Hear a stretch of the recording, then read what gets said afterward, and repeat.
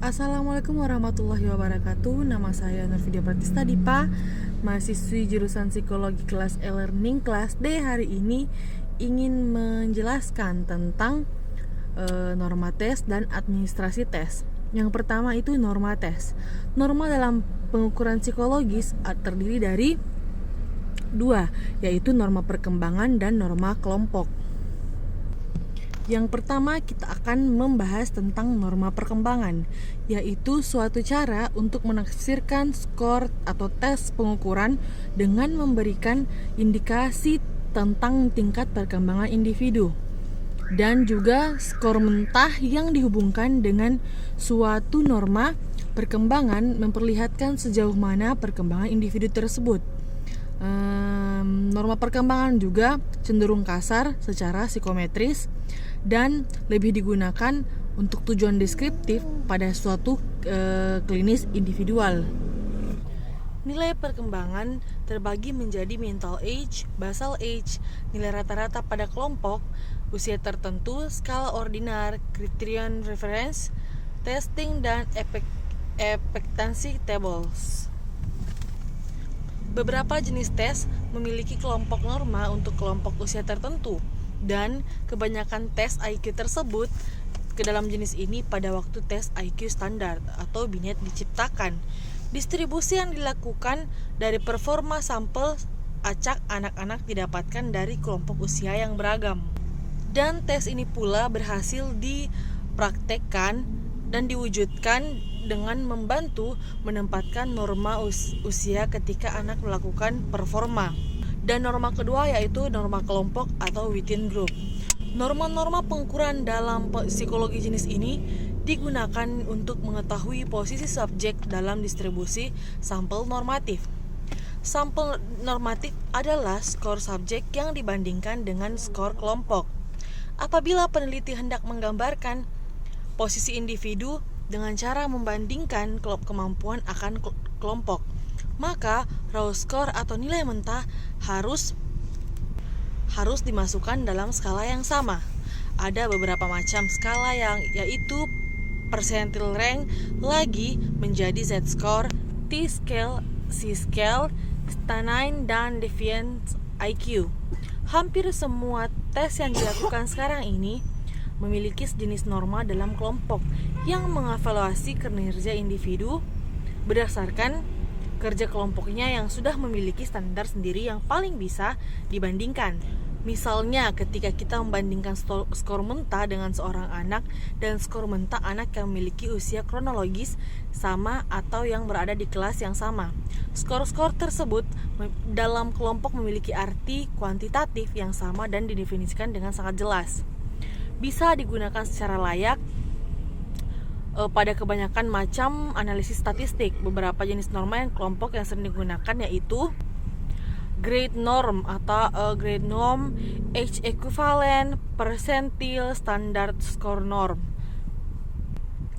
Sebenarnya selain dari dua jenis norma yang saya jelaskan di atas tadi, norma perkembangan dan norma kelompok, masih ada norma-norma pengukuran dalam psikologi. Pendekatan acuan norma adalah pendekatan dalam penilaian yang membandingkan hasil pengukuran seseorang dengan hasil yang didapatkan orang lain dalam suatu kelompok. Contohnya penilaian acuan norma atau PAN. PAN adalah suatu penilaian yang membandingkan hasil dari suatu tes terhadap hasil dalam suatu kelompok yang sama.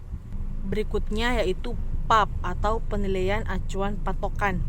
Penilaian acuan patokan adalah penilaian yang membandingkan hasil tes terhadap suatu patokan yang telah ditetapkan sebelumnya. Beberapa jenis-jenis norma tes dalam psikometri adalah Criterion Reference Test atau CRT.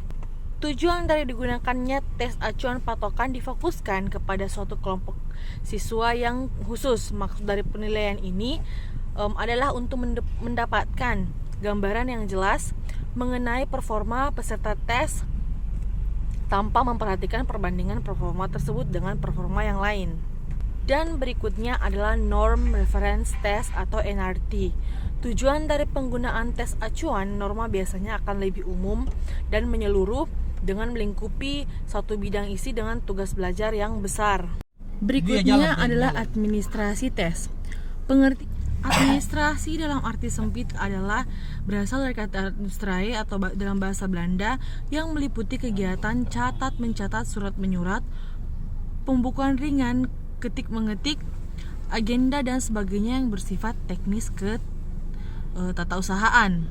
Dari definisi tersebut dapat disimpulkan bahwa administrasi dalam arti sempit merupakan kegiatan tata usaha yang meliputi kegiatan catat mencatat, surat menyurat, pembukuan dan pengarsipan surat serta hal-hal lainnya yang dimaksudkan untuk menyediakan informasi serta mempermudah memperoleh informasi jika dibutuhkan.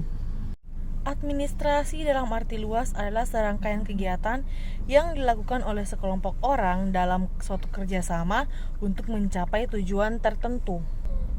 Untuk membuat administrasi tes, sebelumnya kita harus melakukan perencanaan tes yang memiliki berbagai macam langkah, yaitu evaluasi yang dilakukan terhadap semua hasil pengajaran yang penting. Yang kedua itu, tes harus merefleksikan hal-hal yang menurut perkiraan mendapat penekanan tertentu dalam pelajaran. Dan yang berikutnya adalah hakikat tes harus merefleksikan tujuan yang hendak dicapai oleh tes tersebut. Selanjutnya yang keempat adalah hakikat tes harus merefleksikan kondisi-kondisi administrasi di mana tes akan diadministrasikan. Penyusunan tes itu mencakup 6 jenis kegiatan. Yang pertama adalah merumuskan tujuan dilaksanakan evaluasi. Kedua itu menetapkan aspek-aspek yang akan dievaluasi.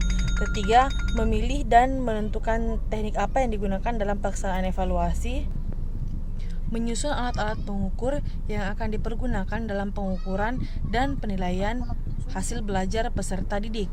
Yang berikutnya adalah menentukan tolak ukur, norma dan atau kriteria yang akan dijadikan pegangan atau patokan dalam memberikan interpretasi dalam hasil evaluasi. Dan terakhir itu adalah menentukan frekuensi dari kegiatan hasil belajar itu sendiri, kapan dan seberapa sekali evaluasi tersebut dilaksanakan.